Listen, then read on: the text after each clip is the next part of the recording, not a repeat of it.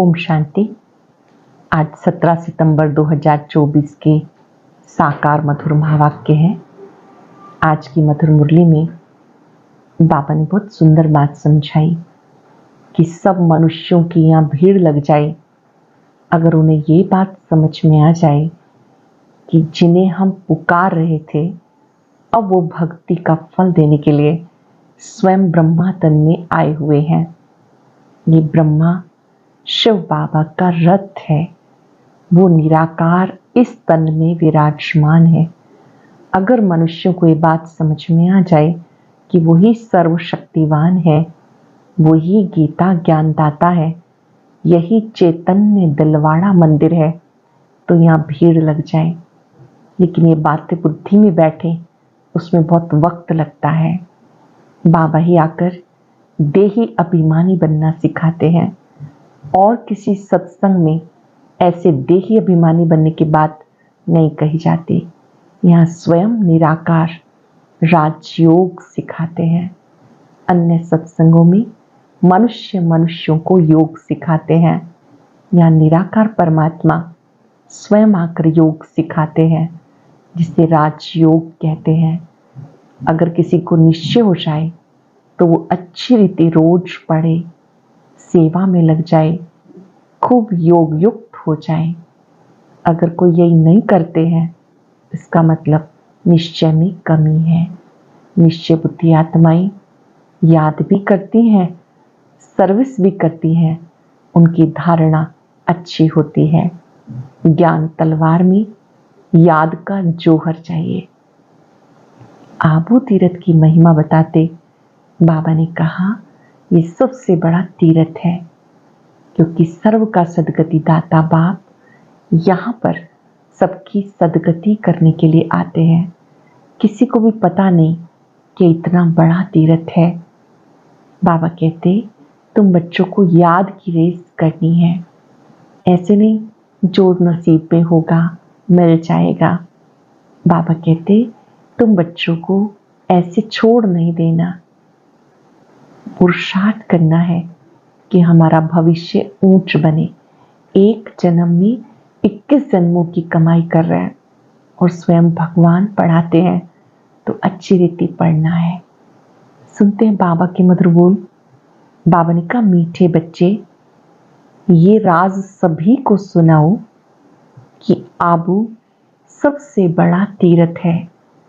स्वयं भगवान यहाँ सबकी सदगति करते हैं। ये राज सबको सुनाओ, आबू सबसे बड़ा तीर्थ है। स्वयं भगवान ने यहाँ से सबकी सदगति की है। क्वेश्चन है, कौन सी एक बात मनुष्य समझ जाए तो यहाँ भीड़ लग जाए? कौन सी बात? वह सर्वव्यापी ये मुख्य बात समझ लें कि बाबा जो राजयोग सिखाते हैं वो फिर से सिखा रहे हैं। वो सर्वशक्तिवान है, सर्वव्यापी नहीं। बाबा इस समय आकर विश्व में शांति स्थापन कर रहे हैं। उसका जड़ यादगार दिलवाड़ा मंदिर भी है। आदिदेव यहाँ चैतन्य में बैठे हुए हैं। ये चैतन्य दिलवाड़ा मंदिर है। अगर ये बात समझ लें तो आबू की महिमा हो जाए और यहाँ भीड़ लग जाए। आबू का नाम बाला हो गया तो यहाँ बहुत आएंगे। ऑलमाइटी अथॉरिटी वो सर्वशक्तिवान है, इनके माध्यम से ज्ञान देते हैं। ये बात समझ में आ जाए तो यहाँ भीड़ लग जाए। ये चैतन्य दिलवाड़ा मंदिर है, ये बात समझ लें तो आबू की महिमा हो जाए और यहाँ भीड़ लग जाए। आबू का नाम बाला हो गया तो यहाँ बहुत आएंगे। ओम शांति। बच्चों को योग सिखाया और सब जगह सब आप ही सीखते हैं। सिखाने वाला बाप नहीं होता, एक दो को आप ही सिखाते हैं। यहाँ तो बाबा बैठ सिखाते बच्चों को, रात दिन का फर्क है। यहाँ तो बहुत मित्र संबंधी आदि याद आते रहते, इतना याद नहीं कर सकते, इसलिए देही अभिमानी बहुत मुश्किल बनते हैं। यहाँ तो देही अभिमानी तुमको बहुत जल्दी बनना चाहिए, परंतु बहुत है जिनको कुछ भी पता नहीं। शिव बाबा हमारी सर्विस कर रहे हैं, हमको कहते अपने को आत्मा समझ, बाप को याद करो। बाबा हमारी सर्विस कर रहे हैं। निराकार परमात्मा हम सब आत्माओं को शक्ति देते हैं। जो बाप इसमें विराजमान है, यहाँ विराजमान है, उन्हें याद करना होता है। बहुत बच्चे हैं जिन्हें निश्चय नहीं कि शिव बाबा ब्रह्मा तन से हमें सिखा रहे हैं। जैसे और लोग कहते हैं हम कैसे निश्चय करें, ऐसे यहाँ भी हैं। अगर पूरा निश्चय होता तो बहुत प्यार से बाबा को याद करते करते अपने में बल भरते, बहुत सर्विस करते, क्योंकि सारे विश्व को पावन बनाना है ना। योग में कमी है तो ज्ञान में कमी है। अगर योग में कमी है तो ज्ञान में भी कमी है। सुनते तो हैं परंतु धारणा नहीं होती। धारणा अगर हो तो औरों को भी धारणा कराई। बाबा ने समझाया वो लोग कॉन्फ्रेंस आदि करते हैं, विश्व में शांति चाहते हैं, परंतु विश्व में शांति कब थी, किस प्रकार की हुई थी, कुछ भी नहीं जानते। किस प्रकार की शांति थी वो चाहिए ना, ये तुम बच्चे ही जानते हो। विश्व में सुख शांति की स्थापना अब हो रही है। बाबा आया है।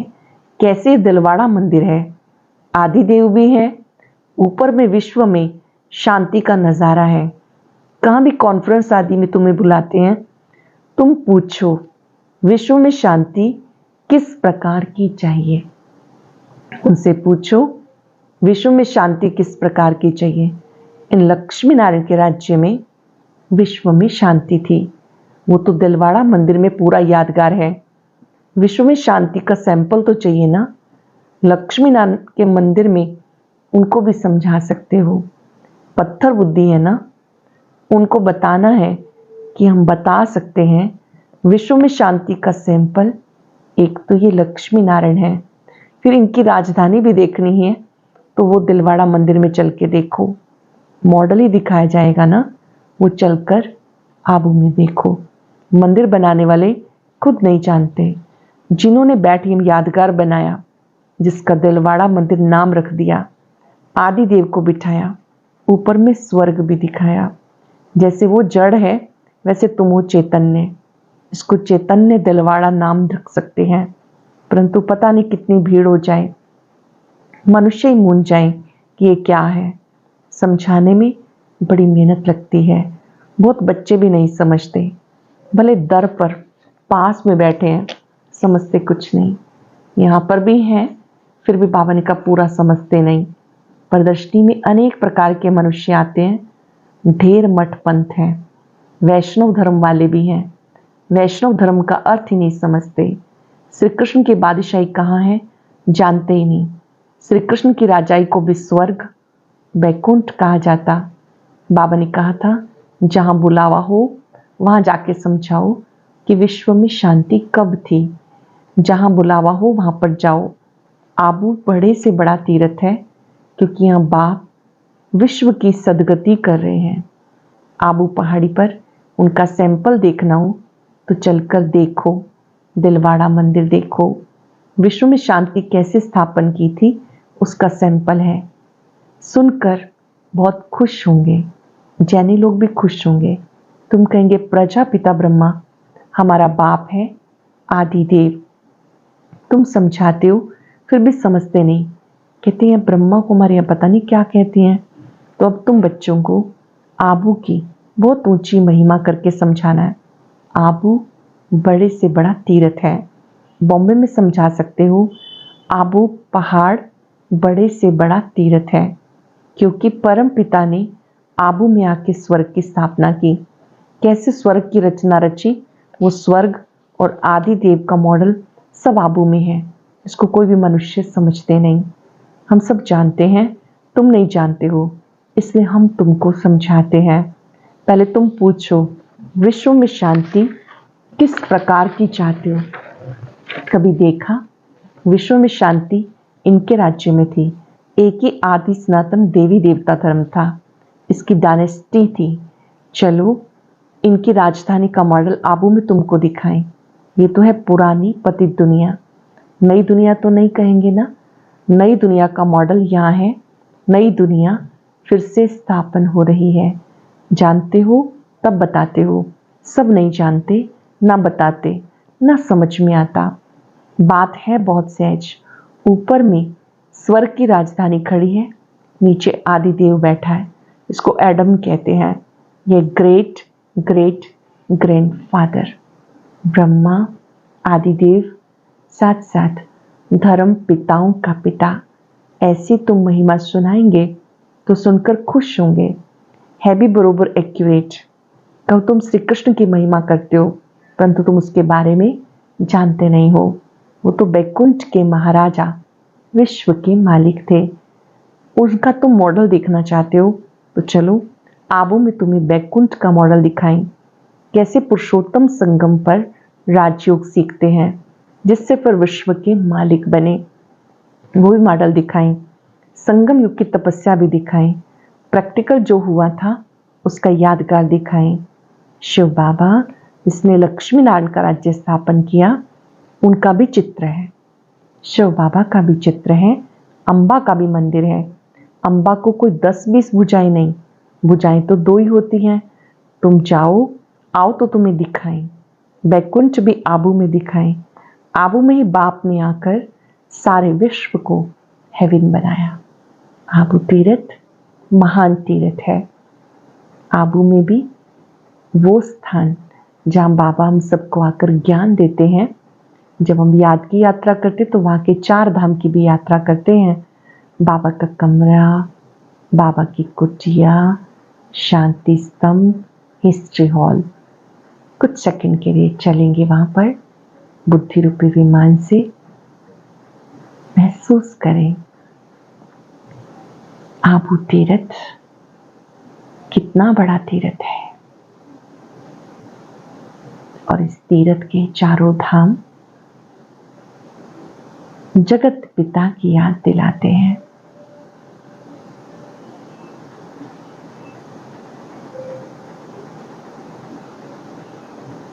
बाबा ने कहा ये बात आप सबको बताओ। बैकुंठ भी यहाँ पर दिखाएं। आबू में ही बाबा आते हैं, सदगति देते हैं। ये बड़ा तीर्थ है। सब धर्म वालों की सदगति करने वाला एक बाप है, उनका यादगार चलो तो आबू में दिखाएं। आबू की बहुत महिमा कर सकते हो, तुम्हें सब यादगार दिखाएं। क्रिश्चियन लोग भी जानना चाहते हैं प्राचीन भारत का राजयोग किसने सिखाया, क्या चीज थी। बोलो चलो आबू में दिखाएं। बैकुंठ पूरा एक्यूरेट बना है ऊपर छत में, तुम ऐसा नहीं बना सकते हो, तो ये अच्छी रीति बनाना है। टूरिस्ट आते हैं, उन्हें भी समझाना है। आबू का नाम बाला हो गया तो बहुत आएंगे, आबू मशहूर हो जाएगा। जब कोई पूछते हैं कि विश्व में शांति कैसे हो, सम्मेलन आदि में निमंत्रण देते हैं, पूछना चाहिए विश्व में शांति कब थी, क्या वो जानते हो, वो शांति कैसे थी। चलो हम समझाएं, मॉडल्स आदि सब दिखाएं।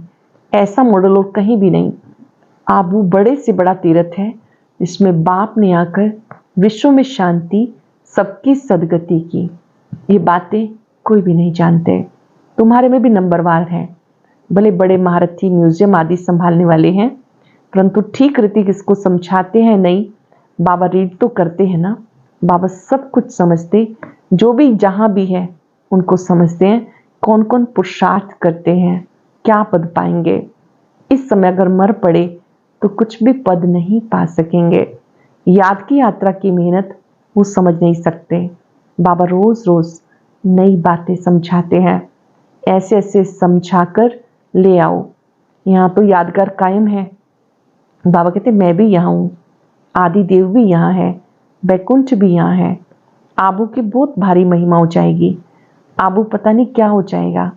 जैसे देखो कुरुक्षेत्र को अच्छा बनाने के लिए करोड़ों रुपया उड़ाते हैं, कितने ढेर मनुष्य जाकर वहां इकट्ठे होते, इतनी बदबू गंदगी होती, बात मत पूछो, इतनी भीड़ होती है। समाचार आया था भजन मंडली की एक बस नदी में डूब गई। ये सब दुख है ना, अकाले मृत्यु होती रहती है। वहां ऐसा कुछ होता नहीं। ये सब बातें तुम समझा सकते हो। बातचीत करने वाले बहुत सेंसिबल बच्चे चाहिए। इन बातों को जो समझाए वो बहुत समझदार बच्चे चाहिए। बाप ज्ञान का पंप कर रहे हैं, बुद्धि में बिठा रहे हैं। दुनिया थोड़ा इन बातों को समझती है। वो समझते नई दुनिया का सैर करने जाते हैं। बाबा कहते दुनिया पुरानी गई की गई। वो तो कहते 40,000 वर्ष पड़े हैं, तुम तो बताते हो सारा कल्प ये 5-4 वर्ष का है। पुरानी दुनिया का मौत सामने खड़ा है। इसको कहते घोर अंधियारा। कुंभकर्ण की नींद में सोए पड़े हैं। कुंभकर्ण आधा कल्प सोता था, आधा कल्प जागता था। तुम भी तो कुंभकर्ण थे। ये खेल है। सब मनुष्य भी इस समय कुंभकर्ण की नींद में, अज्ञान नींद में सोए हुए। कुंभ मतलब घड़ा, कर्ण मतलब कान। अच्छी बातें सुनते, कान से सुनी, दूसरे से निकाल दी, कोई असर ही नहीं होता। अच्छी बातों को सुनकर जीवन में धारण करना है, मनन करना है। बाबा कहते पहले तो तुम भी कुंभकर्ण थे और ये खेल बड़ा वंडरफुल है। इन बातों को सब थोड़े समझ सकते, कई तो ऐसी भावना में आ जाते, सुनते हैं सब चले जा रहे हैं, चल पड़ते हैं। उनको बताते हैं हम शिव बाबा के पास जाते हैं, शिव बाबा स्वर्ग की स्थापना कर रहे हैं। उस बेहद बाप को याद करने से बेहद का वर्षा मिलता है बस। तो वो भी कह देते शिव बाबा हम आपके बच्चे हैं, आपसे वर्षा जरूर लेंगे, बस बेड़ा पार। भावना का भाड़ा देखो कितना मिलता। भक्ति में अल्पकाल का सुख। यहाँ तुम बच्चे जानते हो बेहद बाप से बेहद का वर्षा मिलता है। वो तो है भावना का अल्पकाल के सुख का भाड़ा। यहाँ तुम्हें मिला है 21 जन्म के लिए भावना का भाड़ा। यहाँ पर मिलता है 21 जन्म के लिए। बाकी साक्षात्कार आदि में कुछ है नहीं। कोई कहते साक्षात्कार हो तब बाबा समझ जाते, ये कुछ भी समझा नहीं। अगर ऐसी कोई इच्छा है कुछ दिखाई दे, कोई साक्षात्कार हो, चमत्कार हो, तो बाबा समझ जाते इन्होंने ज्ञान को नहीं समझा। साक्षात्कार करना है तो जाकर दोंधा भक्ति करो, उससे कुछ मिलता नहीं। करके दूसरे जन्म में कुछ अच्छा बन पड़ेंगे, अच्छा भक्त होगा तो अच्छा जन्म मिलेगा। ये तो बात ही न्यारी है। ये पुरानी दुनिया बदल रही है। बाबा है दुनिया बदलने वाला।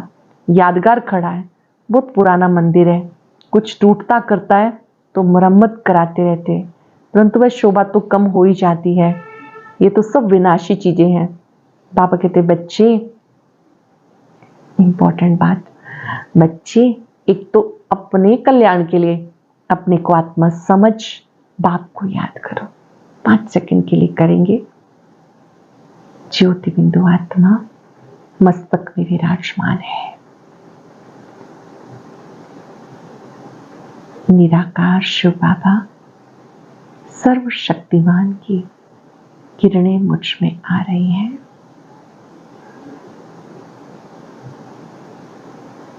बाबा ने कहा अपना कल्याण करना तो उसकी प्रैक्टिस करते रहो। बाबा को याद करने से भी कर्म विनाश होंगे, पढ़ाई की बात है। बाकी ये जो मथुरा में मधुबन, कुंज, गली आदि, ये सब भी समझने की बातें हैं। गोप गोपियां भी कौन है, ये संगम के समय की बातें हैं। हम सब संगम पर गोप गोपियां हैं। बाबा की मुरली, शिव बाबा का जो पवित्र पत्र है, इसको सुनकर सब गोप गोपियां झूमने लगती हैं। आत्माई गोप गोपियां हैं। शिव बाबा गोपी वल्लभ है। बाबा हम सबको हर रोज ये प्रेम पत्र लिखते हैं। बाबा कहते हैं सारी बातें समझने की हैं, मेहनत करनी होती है। एक एक पॉइंट अच्छी रीति बुद्धि में बैठ जाए। कॉन्फ्रेंस आदि भी चाहिए, योग बल वाला। कॉन्फ्रेंस में भी वही चाहिए जो योग बल वाले हैं। तलवार में जोहर नहीं होगा तो किसी को तीर नहीं लगेगा। आप में ताकत चाहिए, किसी को भी ज्ञान समझाएं, उन्हें बुद्धि में बैठ जाए, उसके लिए योग बल चाहिए। तलवार में जोर नहीं होगा तो तीर नहीं लगेगा। तब बाबा कहते अभी देरी है, अभी मान ले कि वो सर्वव्यापी नहीं तो भीड़ लग जाए, परंतु अभी टाइम नहीं। एक बात मुख्य समझ जाएं कि राजयोग बाबा ने सिखाया, जो इस समय सिखा रहे हैं, इसके बदले नाम उसका डाल दिया जो भी सांवरा है, ये भूल कर दी। हम सब जानते हैं ब्रह्मा ही श्री कृष्ण बनते हैं। ज्ञान दिया निराकार महाज्योति ने। जब उनके माध्यम से उन्होंने ज्ञान सुनाया तो लोग समझ नहीं पाए कि कौन बोल रहा है, शिव बाबा बोल रहे हैं कि ब्रह्मा बाबा बोल रहा है। क्योंकि ब्रह्मा ही श्री कृष्ण बनते हैं तो दोनों को मिक्स कर दिया। बाबा कहते अब ये बात समझानी है, ये पढ़ाई सोर्स ऑफ इनकम है। स्वयं बाप मनुष्य से देवता बनाने के लिए तुम्हें पढ़ाने आते हैं। तो इसमें पवित्र बनना होता है। इस पढ़ाई के लिए मन वचन कर्म से पवित्र बनना होता है। दैवी गुण भी धारण करने हैं। नंबरवार तो होते ही हैं, जो भी सेंटर्स हैं सब नंबर 1 है। ये सारी राजधानी स्थापन हो रही है। मासी का घर थोड़ा ही है। बोलो स्वर्ग कहा जाता सतयुग को, परंतु वहां का राज्य कैसे चलता। देवताओं का झुंड देखना हो तो चलो आबू। देवताओं का झुंड देखना है, चलो आबू। और कोई जगह ऐसी है नहीं जहां ऐसे छत में राजाई दिखाई हो। भले अजमेर में स्वर्ग का मॉडल है, परंतु वह और बात है। यहाँ तो आदि देव है ना। सतयुग किसने और कैसे स्थापन किया, ये एक्यूरेट यादगार है। अब हम चैतन्य दिलवाड़ा नाम लिख नहीं सकते। अभी हम चैतन्य दिलवाड़ा मंदिर नहीं लिख सकते। जब मनुष्य खुद समझ जाएंगे तो आप ही कहेंगे कि तुम लिखो, अभी नहीं। अभी देखो थोड़ी बात में क्या कर देते हैं, क्रोधी बहुत होते हैं। देह अभिमान है ना, देही अभिमानी कोई हो ना सके सिवाय तुम बच्चों के। पूरा पुरुषार्थ करना है, ऐसे नहीं कि जो नसीब में होगा। पुरुषार्थी कभी ऐसा नहीं कहेंगे, वो तो पुरुषार्थ करते रहेंगे, फिर जब फेल होते हैं तब कहते तकदीर में जो था। अच्छा मीठे मीठे सिकिलदे बच्चों प्रति माता पिता बाप दादा का याद प्यार गुड मॉर्निंग। रूहानी बाप की रूहानी बच्चों को नमस्ते। रूहानी बच्चों की रूहानी बाप दादा को याद प्यार नमस्ते गुड मॉर्निंग। शुक्रिया बाबा, शुक्रिया। धारणा के लिए सार, देही अभिमानी बनने का पूरा पूरा पुरुषार्थ करना है। ऐसा कभी नहीं सोचना जो नसीब में होगा। सेंसिबल बनना है, ज्ञान सुनकर उसे स्वरूप में लाना है। याद का जौहर धारण कर फिर सेवा करनी है। खुद में याद की शक्ति भर के फिर सेवा करनी है। सबको आबू महान तीर्थ की महिमा सुनानी है। देही अभिमानी बनने का पूरा पूरा पुरुषार्थ करना है। ऐसे कभी नहीं सोचना कि जो नसीब में होगा। सेंसिबल बनना है, ज्ञान सुनकर उसे स्वरूप में लाना है। याद का जौहर धारण कर फिर सेवा करनी है। सबको आबू महान तीर्थ की महिमा सुनानी है। बहुत सुंदर वरदान, वेरी वेरी स्पेशल वरदान। एक बाबा शब्द की स्मृति से याद और सेवा में रहने वाले सच्चे योगी, सच्चे सेवाधारी भव। एक बाबा शब्द की स्मृति से याद और सेवा में रहने वाले सच्चे योगी, सच्चे सेवाधारी भव। आप बच्चे मुख सेवा, मुख से या मन से बार बार बाबा बाबा कहते हो। बच्चे हो तो बाबा शब्द याद आना या सोचना, यही योग है। मुख से बार बार कहना बाबा ऐसा कहते हैं, बाबा ने ये कहा, यही सेवा है। लेकिन इस बाबा शब्द को कोई दिल से कहने वाले हैं और कोई नॉलेज के दिमाग से। जो दिल से कहते हैं उन्हें दिल में सदा प्रत्यक्ष प्राप्ति, खुशी और शक्ति मिलती है। जो दिल से कहते हैं उन्हें दिल में सदा प्रत्यक्ष प्राप्ति, खुशी और शक्ति मिलती है। दिमाग वालों को बोलते समय खुशी होती है, लेकिन सदा काल की नहीं। जो दिल से बोलते हैं उन्हें खुशी और शक्ति मिलती है। जो दिमाग से बोलते हैं उनको थोड़ी देर के लिए मिलती है। सरल शब्दों में जब हम कहते हैं बाबा, तो बाबा शब्द में बहुत ताकत है। बाबा ने कराया, बाबा करा रहा है, बाबा चला रहा है।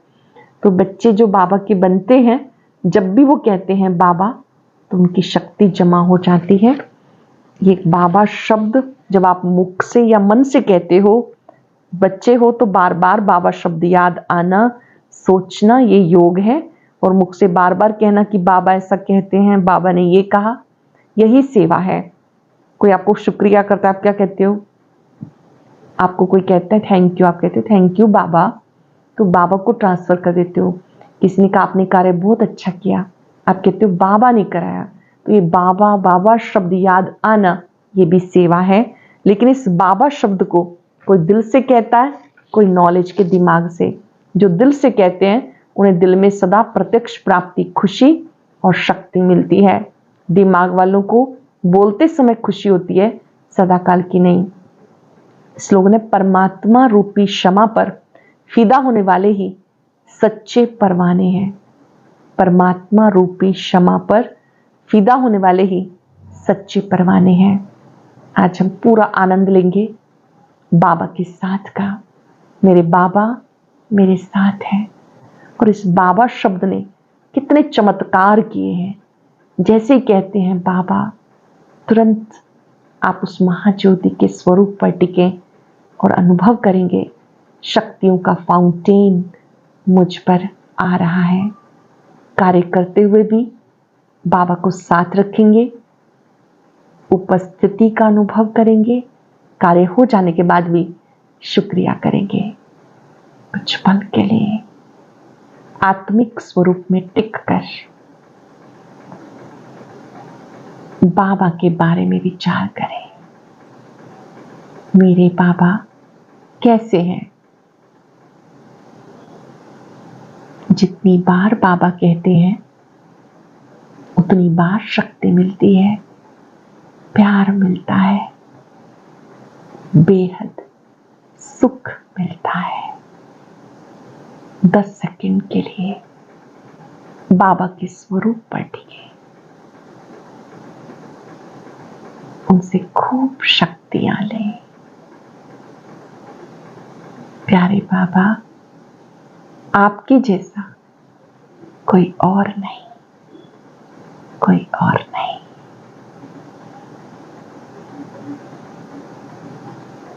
निरंतर ये अनहद नाद बजता रहे। मेरे बाबा मेरे साथ है। बाबा जैसा कोई और बाबा नहीं।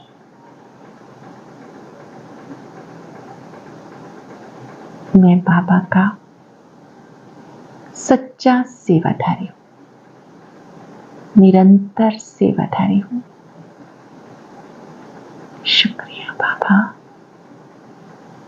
शुक्रिया बाबा, बेहद शुक्रिया। ओम शांति।